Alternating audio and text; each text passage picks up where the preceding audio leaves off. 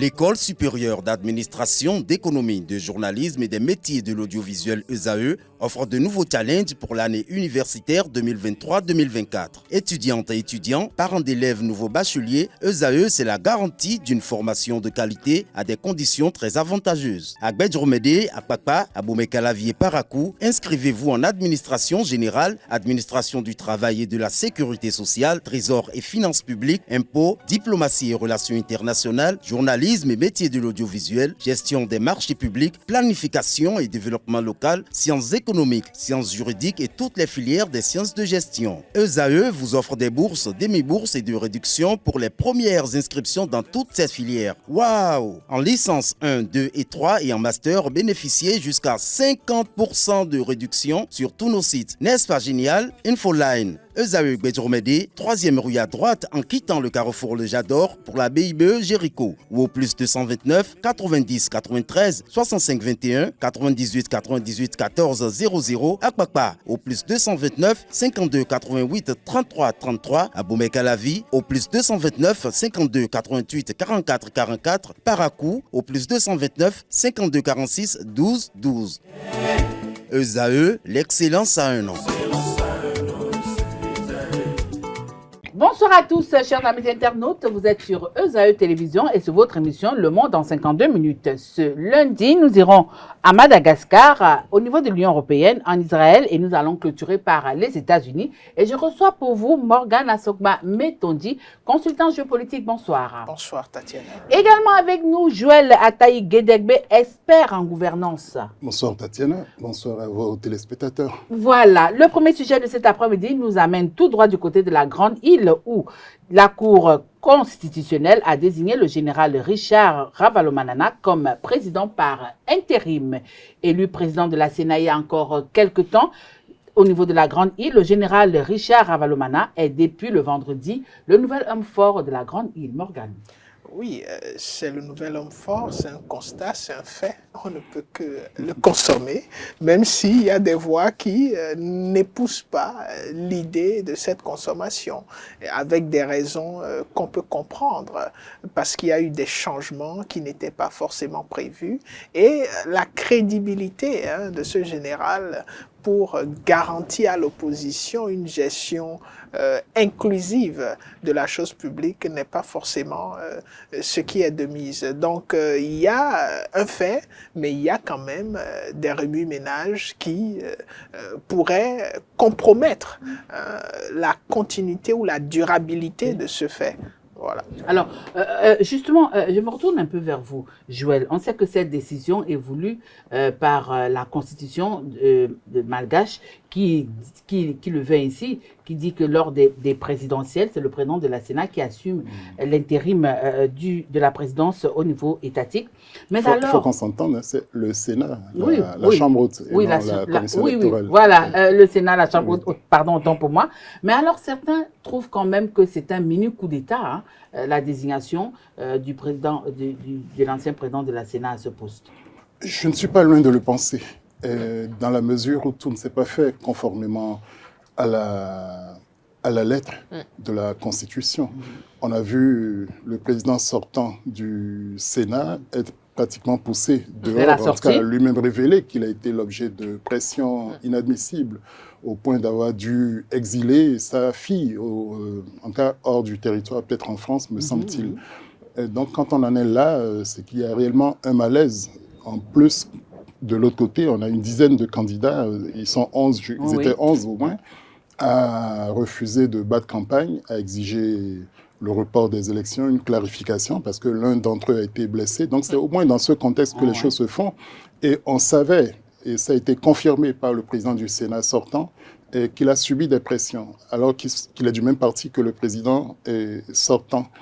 Alors le général Ravalomanana qui arrive là, est-ce qu'il est un peu comme un cheveu dans la soupe? Est-ce qu'il se retrouve un peu comme un cheveu dans la soupe? Pour l'instant, il a l'air d'aller comme un gant au président sortant et tout le monde y rassure. Mais il a exigé davantage de pouvoir qu'il ne devrait avoir conformément à la lettre de la Constitution. Il aurait dû être un président intérimaire dont les fonctions ne s'étendent pas jusqu'à être chef suprême des armées.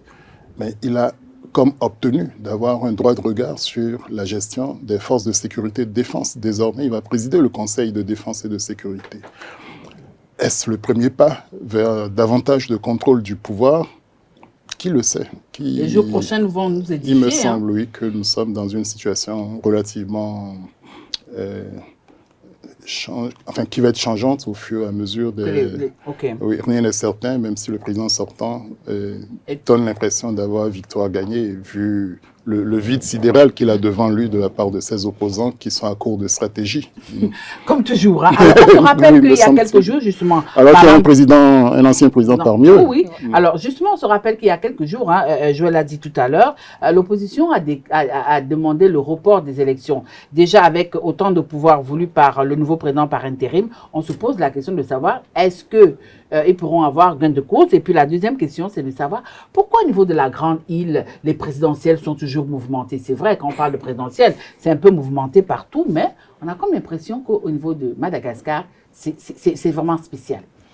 Vous savez, Madagascar reste un État où la démocratie, où le processus de gestion de la chose publique est encore en train de se créer, de se découvrir. Et cela s'observe surtout par le niveau de participation et d'implication de la population. Quand vous regardez les taux de participation par rapport à la population malgache, vous vous rendez compte que la différence est énorme. C'est vrai que c'est un peu partout, mais là encore c'est très prononcé. Pourquoi? La majorité des malgaches dans leur vie quotidienne ne comprennent pas forcément l'utilité ou l'importance de participer à la désignation de leur leader parce qu'ils ne perçoivent pas dans le processus de redistribution des richesses, dans le processus de développement économique, ils ne perçoivent pas le travail concret qui est fait. D'autant plus que même les partis politiques en eux-mêmes ont du mal à se mettre dans l'animation de la vie politique. Et ils ont toujours recours à la rue, hein? Oui. Tout porte à croire qu'au niveau de la Grande Île, c'est la rue qui dirige. Hein. Et ce n'est pas que la Grande Île. Mais il faut rappeler, quand vous regardez l'histoire politique du Madagascar, que la rue a toujours été l'endroit où les grands changements politiques se sont opérés. Et donc, c'est une pratique qui n'honore pas la capacité de ces partis politiques à animer concrètement la vie politique, mais qui met aussi en relief la difficulté de création d'un cadre, disons, conduisif à l'animation de la vie politique. Ce qui justifie la crainte des partis d'opposition à l'heure où nous parlons et qui justifie peut-être toutes ces voix qui critiquent la prise par le général de ce leadership et peut-être de ses liens avec le président sortant. Donc, nous sommes en train d'aller peut-être doucement, mais certainement vers des résultats, probablement, s'ils venaient à être portés à la connaissance de tous, qui seront contestés. Et ça, c'est le gros problème de la Grande Île et aussi c'est le gros problème qui freine le développement à la fois économique et même politique de cette Grande Île. Alors justement, l'opposition entend durcir le ton et pour y parvenir, elle invite déjà les militants demain mardi dans la rue à la place du 13 mai avec comme tête de file l'ancien président Marc Ravalomanana. Alors dites-nous un peu, est-ce que vous croyez que comme l'a dit tout à l'heure, une fois encore, la rue aura le dessus? Oui, malheureusement, l'opposition donne l'impression de ne compter que sur ça comme modalité d'accession au pouvoir. Elle a récusé la Cour constitutionnelle parce qu'elle n'est pas allée dans son sens. Elle a avalisé le changement de président par intérim.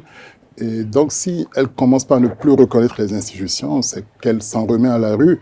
Il y a une obsession d'aller occuper justement cette fameuse place du 13 mai où beaucoup de choses, le destin du pays s'est joué depuis la fin du président Ratsiraka. Et nul ne sait comment ça va tourner. Est-ce qu'il va y avoir violence à l'intérieur du pays? Il y a eu quelques violences déjà. Je vous rappelle qu'il y a un candidat qui est sérieusement éméché et amoché, oui, et qui depuis le 2 octobre, dit-on, en tout cas, qui n'est même pas en mesure de battre campagne. Et même s'il l'était, le fait est que ses collègues de l'opposition n'entendent même pas battre campagne, à part l'un d'eux qui s'est désolidarisé, mais pour s'illustrer dans un piteux appel à l'expulsion des étrangers, invoquant la double nationalité du président sortant. Donc, quand on en est réduit à ça, c'est qu'on a presque perdu le combat et qu'on s'attend à en découdre et par les mains dans la rue plutôt que dans les urnes. L'élection est pour le 16, me semble-t-il. Elle aurait dû avoir lieu le 9. Donc, c'est pas dans les plans de l'opposition d'aller à cette élection avec des chances raisonnables de gagner. Est-ce que c'est pas parce que l'opposition aussi a essayé de lire entre les lignes et voir que le général Richard Ravalomanana n'a pas véritablement l'intention d'organiser un scrutin limpide, en bonne et due forme? Peut-être que derrière cette agitation de l'opposition a dû comprendre que le président par intérim il ne veut pas passer le témoin. Oui, il faut regretter que le manque de confiance soit à ce niveau-là. Parce qu'on se rappelle que l'armée n'a toujours pas digéré d'être l'armée, à l'écart au niveau de Madagascar. L'armée n'a pas renoncé à dire son dernier mot et elle est très présente, elle est très politisée, et que ce soit des gens à la retraite ou pas. Et donc, ils ont toujours un œil sur la politique. Et on voit comment ce général à la retraite a été rapidement réactivé. Et c'est pas anodin, effectivement. Et Dieu seul sait, à moins que l'autre fasse un passage en force, en coalition avec le général, et arrive à imposer sa loi à lui, mais ce n'est plus la loi dont tout le monde a convenu. Donc on va vers un cycle de remise en cause, de violence encore, et la classe politique est habituée à faire appel à la rue. Les électeurs, est-ce que c'est des électeurs que je dois les appeler? En ce cas, quand on est électeur, on va dans les urnes. Certains citoyens, pour ne pas dire le loupen, enfin des gens désœuvrés, mais qu'on arrive à activer, à occuper avec ça. Ils peuvent même rester à la place du 13 mai pendant plusieurs jours, voire des semaines. Donc c'est un mode d'action qui a fait ses preuves. Bon. C'est par ce canal que Andy Rajolina est revenu la première fois au pouvoir. Donc le populisme, plus que jamais, c'est le mode d'action malheureusement. Et je ne sais quand est-ce que la stabilité nous viendra. Ils ont subi une tempête récemment, mais si c'est cette tempête-là qu'on nous prédit maintenant, c'est pas de bon augure. Alors, pour sortir du sujet malgache de cet après-midi, comment comprendre que depuis plusieurs années, lorsqu'on parle d'élections principales au niveau de la Grande Île, nous avons toujours les deux leaders politiques qui s'affrontent, à savoir l'ancien président Marc Ravalomanana et le président sortant Andy Rajolina. Tout porte à croire qu'ils ont capitalisé la politique au niveau de la Grande Île. Je dirais qu'ils ont institutionnalisé la politique au niveau de la Grande Île autour d'eux. Et ce n'est pas un problème de Madagascar. C'est un problème qu'un certain nombre de pays africains ont. Quand vous regardez, c'est même pas seulement en Afrique. Regardez par exemple de l'autre côté de la Côte d'Ivoire. Pendant des décennies, on a parlé des trois... le trio. Oui, le trio Bédié, Gbagbo, Ouattara. Et jusqu'aujourd'hui, on en parle encore. Seulement que Bédié est devenu feu. Et voilà, on se dit Ouattara est encore dans la course, mais on se dit que Gbagbo n'est plus dans la course. On se dit, mais personne ne sait. Il y a un problème crucial de transmission de leadership et de mentorat qui ne s'opère pas dans la plupart des partis politiques parce que ces partis tournent autour d'individus qui ont eu la capacité à la fois financière et, je ne vais pas parler d'aura, mais d'influence qui font en sorte que tant qu'ils existent, il n'y a plus d'autres alternatives qui se présentent. Et c'est tellement fort et dangereux qu'une fois qu'ils n'existent plus, c'est le chaos en général qui s'opère. On a vu, avant de parler de Ouattara, Gbagbo, Bédié, il y avait Houphouët-Boigny qui pratiquement gérait la Côte d'Ivoire carrément seul. Mais dès qu'il est parti, on a vu les dissensions. Que ce soit Ouattara, que ce soit Gbagbo ou Bédié, c'est parti de l'entourage. Vous voulez me faire comprendre que c'est le même schéma aujourd'hui que nous avons au niveau de la Grande Île? Je vous fais comprendre simplement que la maturité d'animation de la vie politique des partis politiques au niveau de la Grande Île n'a pas encore atteint le niveau de créer un cadre de création d'animateurs de la vie politique. Ce qui fait que si vous enlevez ces deux aujourd'hui, si vous faites l'expérience d'enlever ces deux leaders aujourd'hui, Madagascar se retrouve dans une situation Ils ne très seront pas d'accord compliquée. avec vous, hein, parce qu'ils estiment qu'ils ne sont pas les seuls malgaches, encore que le président Rajoelina a un problème de double nationalité qui est là sur la table. Oui, ce n'est pas une question de seul malgache. C'est une question de combien de malgaches ont la capacité d'influencer le mécanisme qui permet d'arriver au leadership comme ces deux ça pose aujourd'hui. problème. Regardez, parlant de Madagascar, c'est déjà leur langue qu'ils utilisent. C'est un des rares pays qui s'exprime dans sa langue qu'il écrit. Donc on aurait pu penser que l'alphabétisation serait un avantage. Donc malgré ça, la population est largement à l'écart de cela. Pendant la dictature à Tirac de 75 à 90 ou 92, il y a eu un parti unique, mais où il y avait un certain pluralisme. Il y avait jusqu'à 6 tendances qui étaient tolérées au sein de la gauche malgache.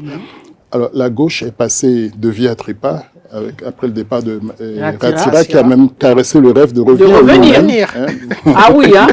Oui. Président un jour, président toujours. Amiral à vie. Et de l'autre côté, si on prend les idéologies, on n'a pas vu de partis de droite, de partis assez stables, d'idéologies opposées. On a vu des hommes d'affaires émerger. Donc, ça a été les success stories de Marc et André. Où on dit ce populisme-là finalement est un feu de paille. Rajoelina, c'est un DJ, hein? Oui, des gens à succès, mais de haut niveau. Alors, si ça sert de viatique en politique, si ça sert simplement d'idéologie, c'est assez court, quoi. Et on voit que la misère est plus que toujours à l'ordre du jour à Madagascar. Et si vous permettez, c'est justement ça le problème. Le problème, c'est que le mécanisme d'animation de la vie publique a déserté le forum. Il a échoué, la transmission a échoué. Et ce qui fait que le peuple se tourne vers toutes les personnes qui ont une influence et qui sont capables d'inspirer. C'est ce qui a fait que le DJ, si vous me le permettez, et qu'il m'excuse. D'accord, vous aurez compris, hein, Morgane. Deuxième sujet de cet après-midi, nous allons du côté du vieux continent. Une trêve humanitaire entre Israël et Hamas est demandée par Emmanuel Macron, réuni à Bruxelles en fin de semaine pour un sommet des 27. Emmanuel Macron de la France demande une trêve, Joël. Bon, Emmanuel Macron essaie d'exister par tous les moyens. Coûte que coûte. Il aurait essayé. Bon, on ne peut pas le lui refuser.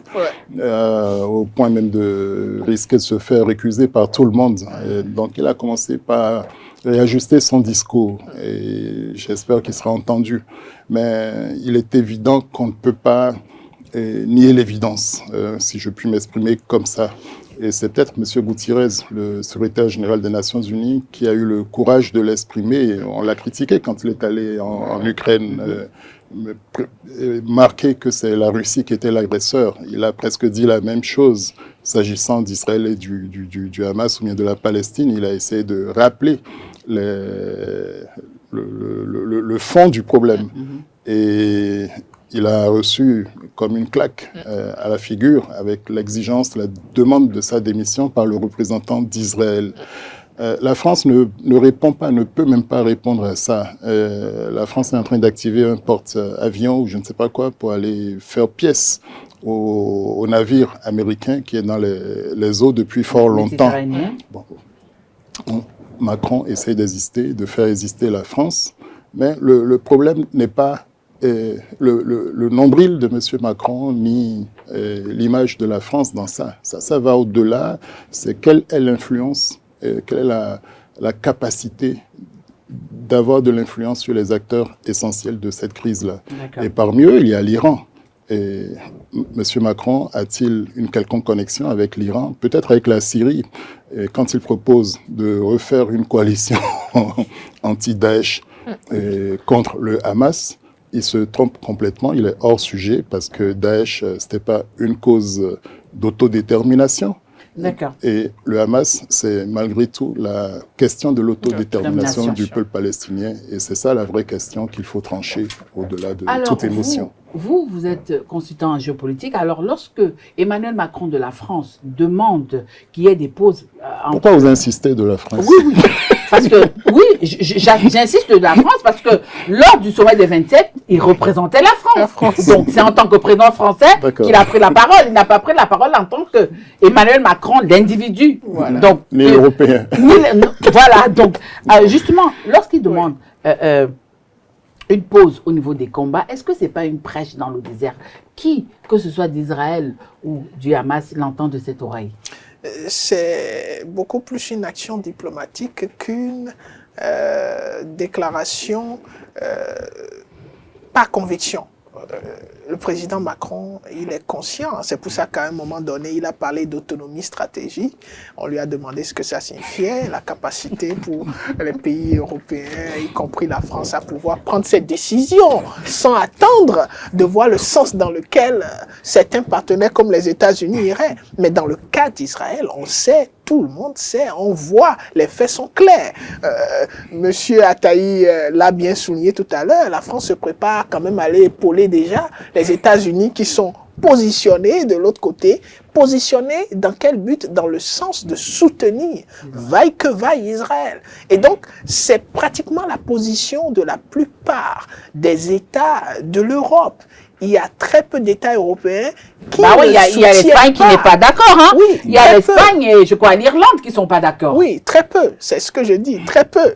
Pourquoi? Parce que ils veulent quand même faire entendre leur voix. On se souvient du plan Marshall. Et depuis ce plan Marshall, qu'on le veuille ou non, même si les pays européens essayent de nous prouver de temps à autre le contraire, il y a ce lien de plus ou moins redevabilité ou de dépendance stratégique qui existe entre les États-Unis et les pays de l'Europe. Donc, ce que le président Macron essaye de faire, c'est surtout de montrer que la France, aussi, quand même, la France aussi pense toujours au droit international, au droit humain, voilà, et que au droit de l'homme, voilà. Mais le fond de la question est là, et les acteurs de la scène internationale qui se sont donnés pour mission de maintenir la paix et la sécurité internationale sont ceux-là qui doivent agir, et on voit comment ils sont en train de se comporter. De l'autre côté, les États-Unis, de l'autre côté, le Royaume-Uni qui est carrément dans une dynamique qu'on ne comprend pas encore, alors que alors qu'ils ont été au cœur, c'est eux qui ont, à un moment donné, ce mauvais partage de ce qui s'est passé. Donc vous voyez, nous sommes dans une situation assez intéressante, et la France, bon, on l'observe, on voit. On l'observe, mais on constate également que ce mini-sommet européen du vendredi dernier nous a permis de comprendre qu'il y avait des divergences au sein de l'Union européenne par rapport à cette nouvelle guerre entre Hamas et Israël. Alors moi, je vous demande, Joël, la trêve que demande Emmanuel Macron va-t-elle à l'encontre des décisions prises par l'Union européenne par rapport à ce sujet? Alors, je vous pose la question de savoir, généralement, l'Union européenne, les sanctions ne sont pas loin. Quand il s'agit de la France, là maintenant, la France qui ne s'aligne pas directement, parce que lorsqu'Emmanuel Macron a pris la parole, il n'est pas d'accord avec les autres États membres, excepté l'Espagne et l'Irlande, comme je l'ai dit tout à l'heure. Est-ce que vous croyez que l'Union européenne sera prête à sanctionner la France? Non, elle ne pourrait pas sanctionner autrement la France. Monsieur Macron joue par rapport à la politique intérieure française, par rapport à son opinion publique, et toute proportion gardée au lobby juif, sans être péjoratif. Donc la question juive est très sensible en France également. D'ailleurs, je crois qu'il a été fait interdiction à quiconque que ce soit de verser dans l'antisémitisme. Donc il y a eu une certaine vigilance des pouvoirs publics. De l'autre côté, l'Union européenne va jouer son va-tout. Elle n'a pas une capacité coercitive extraordinaire, ni une capacité d'unanimité assez bien identifiable dans le temps. Donc presque sur tous les sujets, je pense que les positions seront relativement variables selon les intérêts des uns et des autres. Je n'ose même parler de l'intégration de nouveaux pays à l'Union européenne qui continue de poser problème. Donc il faut prendre ça comme cela est. Il faut certainement faire attention à l'axe Berlin et Paris. Pas Paris, oui, c'est également. C'est sur ça qu'il faut. À l'axe Sofia Paris également, parce que... oui, l'air de rien. Voilà, la Hongrie soutient vaille que vaille Israël. Hein, dans ce... Budapest, voilà. Oui. Donc, il y a quelques variantes qui vont intervenir, mais sur le fond de la question, l'Union européenne n'est pas en mesure de peser sur... il faut pouvoir avoir des relais dans la région. Un des relais qui aurait pu être à la portée de l'Union européenne, c'est la Turquie. Mais la Turquie joue également son autonomie, est très autonome dans la manière de conduire ses intérêts. Elle est peut-être à terme capable d'être le médiateur, celui qui a à la fois l'oreille du Hamas comme d'Israël. Et maintenant, il y a la force de l'Iran qu'il faut arriver à neutraliser, à contenir. Jusqu'à quel point les Américains, par leur déploiement, parviendront-ils à dissuader l'Iran d'aller au bout de sa détermination d'en finir avec Israël? Est-ce que ce n'est qu'un slogan? Peut-être que c'est la modération. Vous croyez que les Israéliens auront les bras croisés en attendant que les Perses viennent? On a vu comment, pour leur bouclier de défense, leur bouclier antimissile, il a bien fallu que les Américains viennent pour le leur reconstituer. C'est parce qu'il a sauté que les gens du Hamas ont pu les atteindre facilement. Donc, ils sont relativement tributaires des États-Unis à partir d'un certain niveau. D'ailleurs, M. Biden n'a pas hésité ou n'a pas manqué de dire aussi timidement que constamment quand même qu'il est important que dans le droit aux représailles d'Israël, la guerre se fasse conformément au droit de la guerre. D'accord. Je pense que c'est sur ça que la France peut simplement surfer, espérer se faire entendre, et ce serait déjà beaucoup que d'obtenir un certain égard à ce droit. Mais désormais, Israël estime que les tunnels partent des hôpitaux eux-mêmes, et donc il n'y a même plus à respecter les hôpitaux comme cible. Ok. Alors, on constate que ce mini-sommet nous a permis de voir et d'analyser qu'au niveau de l'Union européenne, nous avons deux courants, les pour et les contre. Mais alors, finalement, on se demande à quelle danse est en train de danser Emmanuel Macron, parce qu'il y a la semaine écoulée, lorsqu'ils étaient du côté du Proche-Orient, il a parlé d'une coalition internationale pour lutter contre le Hamas. Ça, c'était le mercredi, le mardi et le mercredi. Et le samedi, il vient nous dire du côté de Bruxelles qu'il demande une trêve humanitaire. Alors, ce qui est sûr, ce n'est pas du zouk. Non, c'est tout sauf le zouk. Hein. Encore moi, le tchenkoumé. Hein.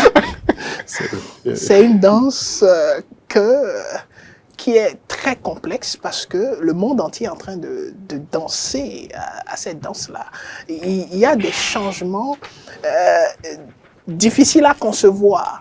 Les décisions se font de part et d'autre sans plus consulter. Le processus d'intégration auquel on a assisté pendant les 40-50 dernières années est totalement remis en cause partout.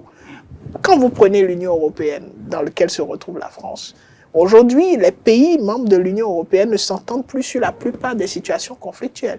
Russie, comportement de la Slovaquie et d'autres pays, de la Hongrie, qui commencent déjà à ne plus comprendre le soutien indéfectible à M. Zelensky, qui s'en plaint déjà. Et quand vous regardez du côté d'Israël, et même du comportement sur le plan économique, l'Allemagne qui est en train de se déplacer déjà vers l'Afrique pour revoir sa façon de faire avec les pays africains qui estiment aujourd'hui qu'il ne faut plus parler de valeurs puisque il y a certaines valeurs au niveau de l'Europe et à chaque stratégie de coopération, on attire l'attention des pays africains sur le fait qu'il faut respecter certaines valeurs. Mais pour l'Allemagne aujourd'hui, ce n'est plus la priorité. Donc aujourd'hui, le président Macron travaille pour la France sur plusieurs plans. Le premier plan étant comment est-ce que la France arrive à maintenir une vie économique capable de s'inscrire dans la durabilité parce que la France traverse une crise économique vraiment impressionnante. C'est vrai que le monde entier traverse cette crise, mais au niveau de la France, c'est prononcé et de façon stratégique. Vous voulez dire que ça dépasse pour nous ici. Bon, en tout cas, vous savez, quand vous avez un train de vie donné et que vous vous retrouvez, même si vous avez un salaire élevé et que votre train de vie prend un choc, Vous êtes étonné de voir celui qui n'a même pas un salaire intéressant être heureux et en train de rire pendant que vous êtes en train de pleurer. Ouais. Et c'est ce qui se passe aujourd'hui avec la France. Et donc, sur le plan stratégique, il y a cette question de partenariat, de coopération sécuritaire qui est en train de se poser. Aujourd'hui, la France, comme la plupart des pays européens, se sont rendus compte que si aujourd'hui il devait y avoir une guerre qui allait directement les impliquer, ils ne sont pas capables de tenir quelques semaines. D'accord. Et la France l'a dit. Donc, cela amène aujourd'hui la France à faire très attention. Israël a une capacité en matière de technologie très élevée. Et donc, la France doit contrôler cette déclaration vis-à-vis d'Israël. De l'autre côté, vous avez l'Iran. Vous avez la France, vous avez l'Iran, vous avez la question du terrorisme qui se retrouve en France. Vous avez la question des musulmans par rapport aux valeurs culturelles en France. Et donc, tout ça, c'est à la fois interne et international. Et c'est très compliqué pour la France. Donc, comprendre les déclarations de la France aujourd'hui qui sont de couleur rouge ou demain qui sont de couleur blanche, c'est assez compréhensible en regardant la sphère géopolitique. Donc, vous voulez dire que les déclarations de la France n'ont jamais la couleur verte, c'est celle de l'espoir. En tout cas, Wait and see. les couleurs sont multiples. D'accord. Alors, nous quittons l'Union européenne et nous allons juste longer la Méditerranée pour nous retrouver de l'autre côté d'Israël pour parler de la délégation du Hamas et de l'Iran qui sont retrouvés du côté de la Russie. Alors, je vous pose la question de savoir, Joël, 21 jours après le démarrage de ce conflit qui devient sanglant, où nous avons déjà enregistré près de 7000 morts, Moscou décide de prendre le lead en invitant une délégation du Hamas et de l'Iran.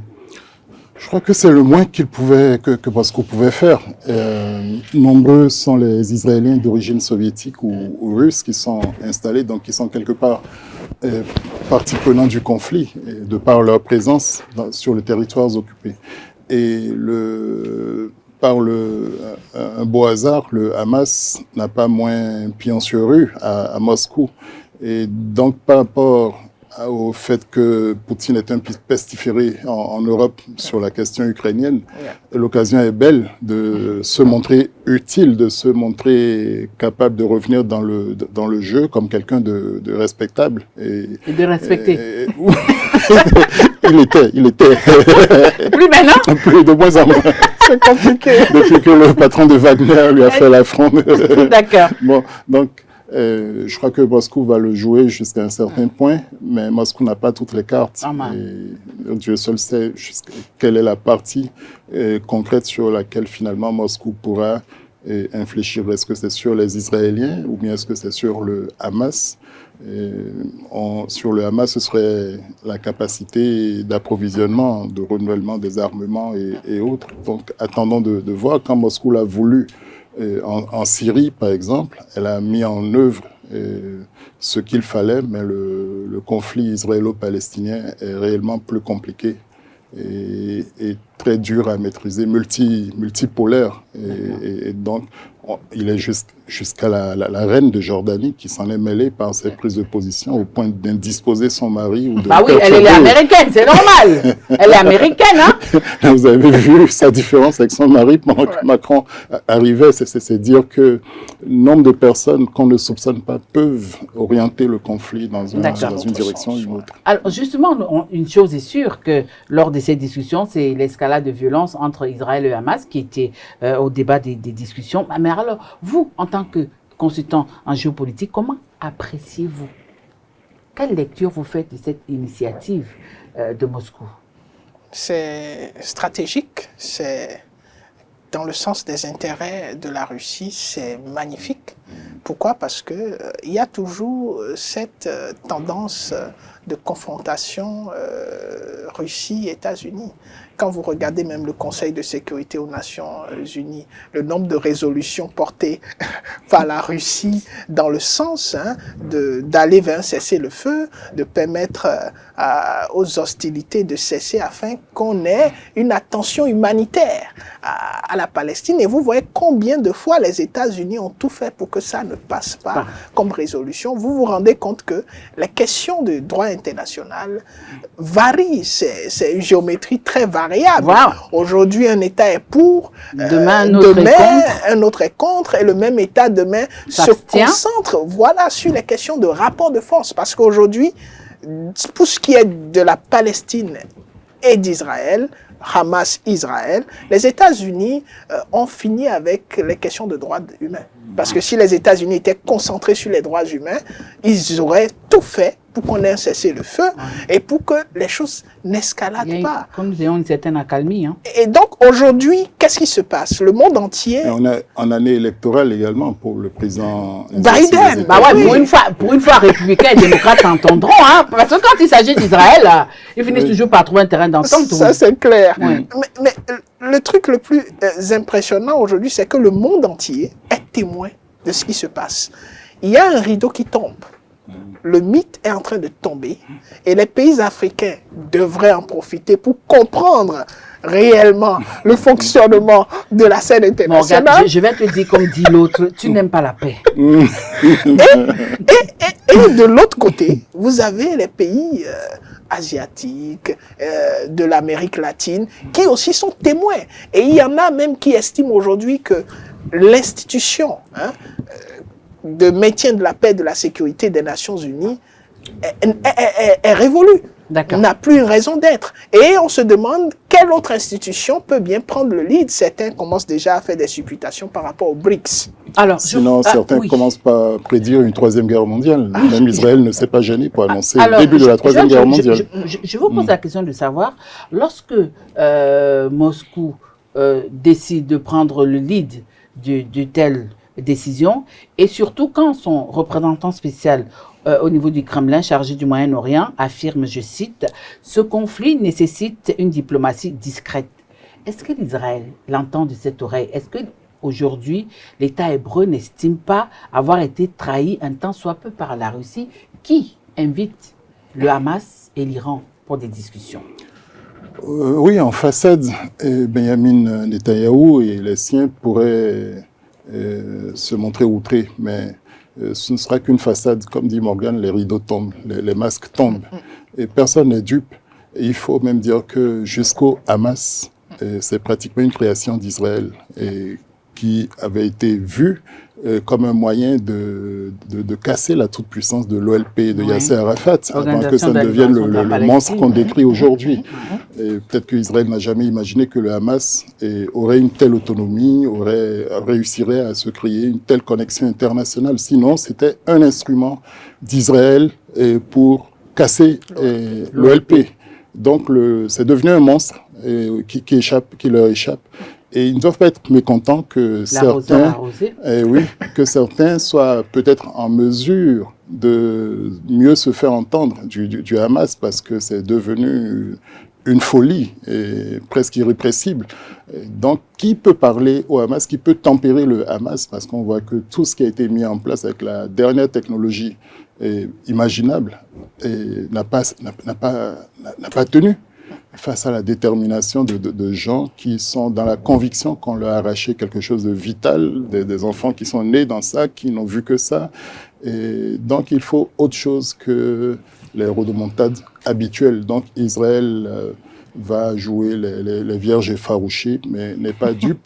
Je l'ai rappelé, un nombre important des immigrés qui peuplent les colonies sont d'origine russe et soviétique. Donc, d'une manière ou d'une autre, que ce soit Poutine ou pas, on a besoin de la Russie comme relais, et peut-être même pour récupérer ou arrêter le flot de l'immigration juive vers les territoires occupés, parce que ça ne prospère plus. C'est devenu un danger de mort pour ceux qui pensaient aller trouver la terre promise d'Israël. Alors, au 25e jour de du démarrage de cette affaire, aujourd'hui, il y a le Premier ministre israélien qui a déclaré, je cite, que cette guerre sera longue. De son côté, le Hamas qui demande un échange d'otages. Est-ce que le Hamas attendait à ce que ce conflit qu'ils ont démarré le 7 octobre, qui est un jour très significatif pour Israël, prenne cette tournure au jour d'aujourd'hui? Le Hamas, normalement, devrait regarder la jurisprudence et j'ai bien peur de dire que le Hamas était très conscient de ce dans quoi ils étaient en train de se lancer. La jurisprudence a toujours montré qu'Israël n'a jamais ménagé d'efforts à répondre à une quelconque attaque ou aussi petite qu'elle soit. Alors imaginons quand elle est grandiose. Hein. Et donc aujourd'hui, nous nous retrouvons dans une situation où, et pour revenir à la diplomatie a du succès dans deux cas. Le cas où les rapports de force sont équilibrés. Et il n'y a pas de rapport de force équilibré actuellement. Ou le cas où l'une des parties s'est suffisamment, elle s'est satisfaite de ses actions. Et elle décide, bon, ben voilà. Et ça s'est déjà reproduit pour ce qui est du cas Israël-Palestine. Quand Israël, à chaque fois qu'il y avait une provocation, gagnait plus de territoire, elle disait, bon, allons-y donc aux négociations. Et on a eu des accords. Et voilà, on a pensé, le problème avec cette façon de faire, lorsque l'une des parties prend le dessus, se satisfait parce que son rapport de force est élevé, le problème c'est que la paix n'est qu'une question éphémère. Elle n'est pas durable parce que l'autre partie n'attend que l'opportunité de se faire justice à un moment donné, ce à quoi on a assisté avec l'attaque du 7 octobre par le Hamas. Donc aujourd'hui, nous sommes dans une situation où on a l'impression que les deux parties cherchent à trouver le rapport de force, l'équilibre du rapport de force. Et ça, c'est difficile.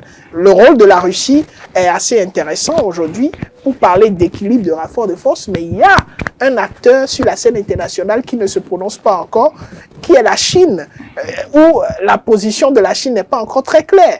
Non, la Chine a déjà suffisamment de problèmes en mer méridionale pour venir encore en chercher de ce côté. Vous ne trouvez pas? Oui, monsieur Attaï. Ou alors il faut absolument prendre position dans ce conflit. Bon, au moins trouver des marchés, quoi. Et vous savez, on parle de...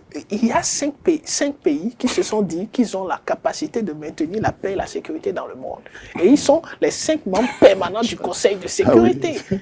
La Chine, les États-Unis, la Russie, la France, le Royaume-Uni. Et donc, ils doivent se positionner pour qu'on puisse retrouver cette paix-là. Parce que s'ils ne disent rien et qu'ils restent dans une dynamique de soutien et qu'il y a certains parmi eux qui s'abstiennent de se prononcer, on est parti pour une longue durée dans cette conflit. Comme l'a dit Netanyahou. Alors justement, pour sortir de ce sujet, vous gardez la parole.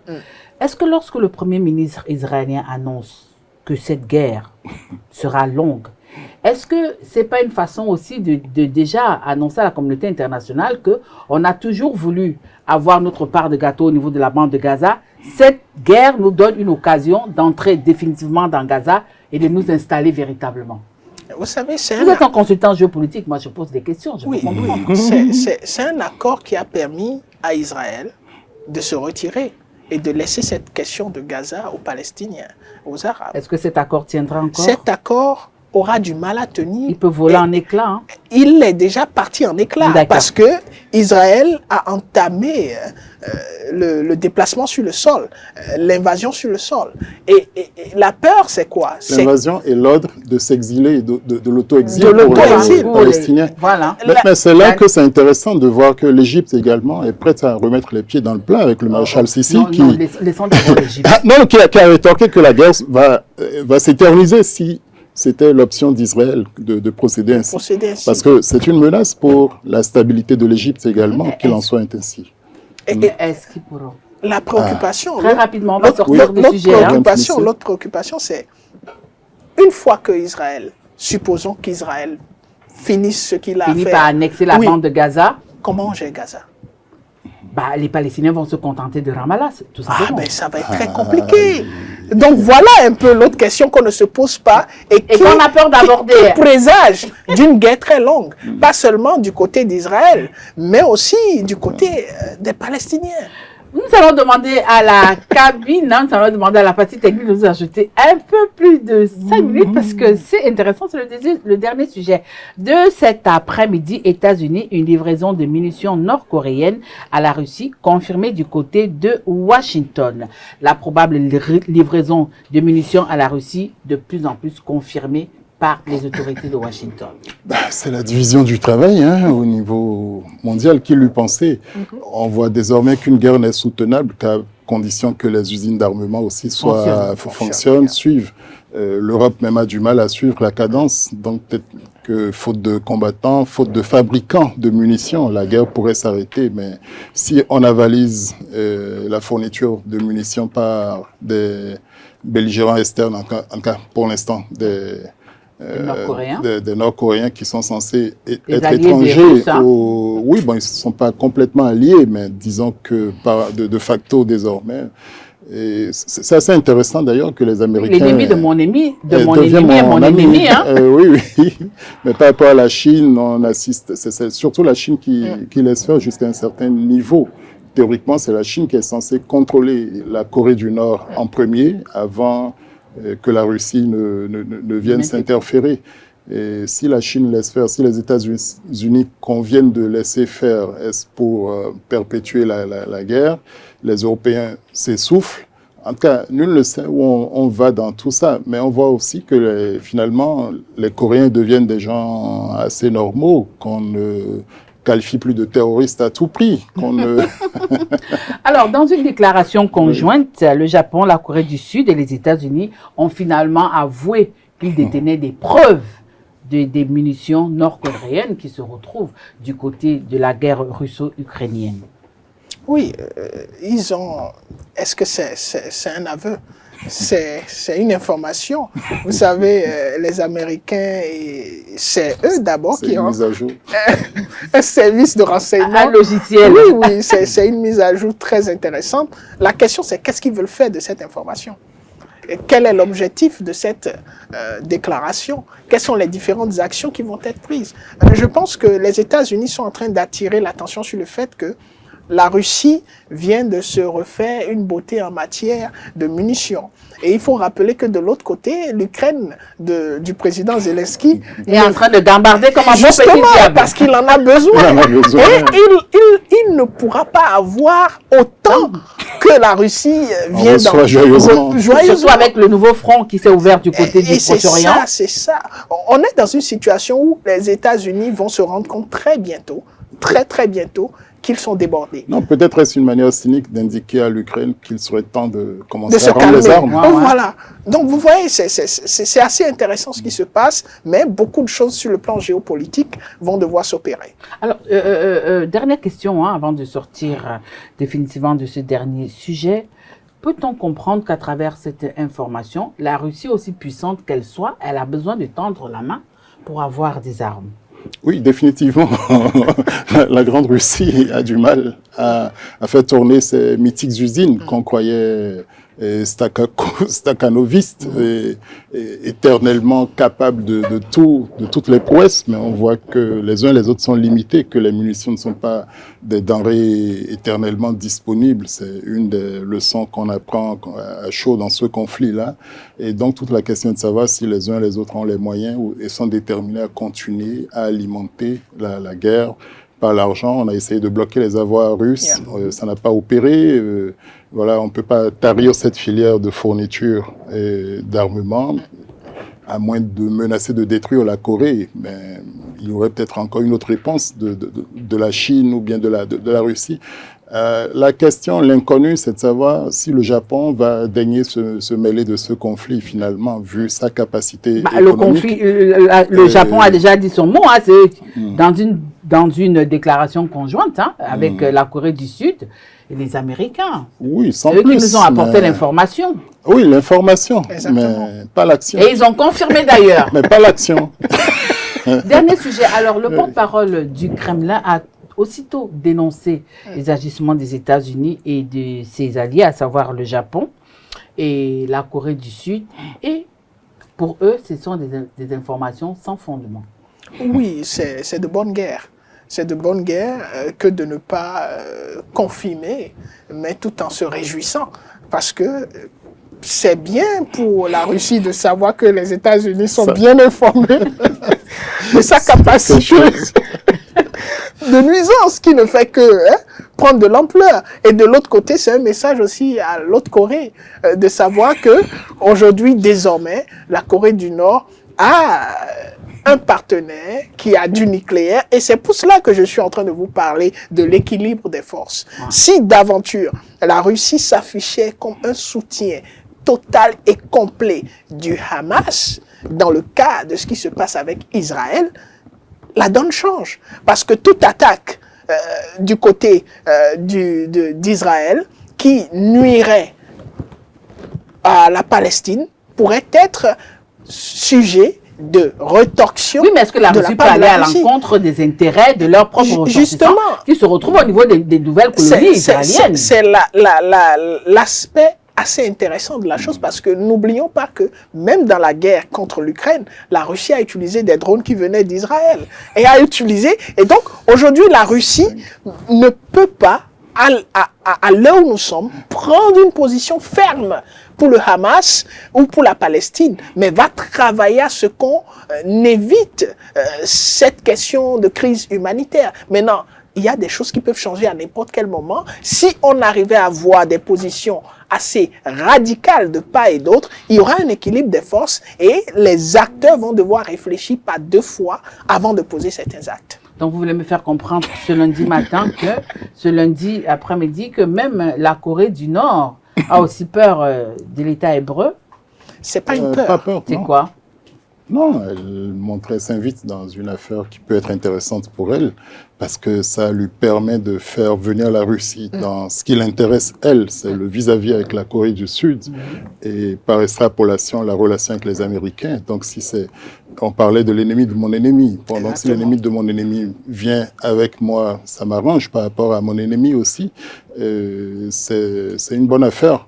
La Russie, je crois que non, la Corée, le dirigeant nord-coréen avait déjà fait un voyage où il a été très bien reçu par Poutine. C'était pas passé inaperçu. Donc, comme on disait, c'est une mise à jour de l'information. Tout était déjà acté de cette visite d'État. Voilà. Donc, les munitions ont commencé à sortir, c'est une réalité. Exactement. Et puis, les Européens pourront-ils suivre la cadence ou non? C'est la question. C'est compliqué. Votre mot de fin. Oui, je dis simplement que la dynamique, la danse, on cherche encore à trouver le studio qui est en train de créer cette danse. Ouais. Parce que ce n'est ni du tango, ni du zouk. On connaît déjà les producteurs. Voilà, on a une idée des producteurs. Maintenant, on va voir ce que ça va donner. Il y a une chose qui est très importante, c'est que le monde est en perpétuel, actuellement, changement. Et il faudrait que chaque État se positionne selon ses intérêts. Oui. C'est là que l'Inde est un État très intéressant sur la scène internationale. Vous ne l'avez pas cité, donc elle se fraye son chemin très subtilement dans tout ça. Et je confirme. Voilà, chers amis internautes, chers téléspectateurs de Zaï Télévision, vous avez bien fait de nous choisir pour décrypter l'actualité internationale de ce lundi. Nous sommes allés à Madagascar où la Haute Cour constitutionnelle a désigné le général Richard Ravalomanana comme étant le président par intérim. Vous avez écouté Morgana Sokba-Metonji et Joël Ataï-Guidegbe qui ont décrypté l'actualité de ce côté du monde. Au niveau de l'Union européenne, une trêve humanitaire entre Israël et Hamas demandée par Emmanuel Macron. Là aussi, vous avez suivi les deux panélistes de cet après-midi, on a tout simplement compris que même au niveau de l'Union européenne, il y a certaines divergences, il y a les pour et les contre. Et à ce niveau, Emmanuel Macron a voulu faire entendre la voix de la France qui n'est toujours pas celle de l'Union européenne. On espère que ça ira.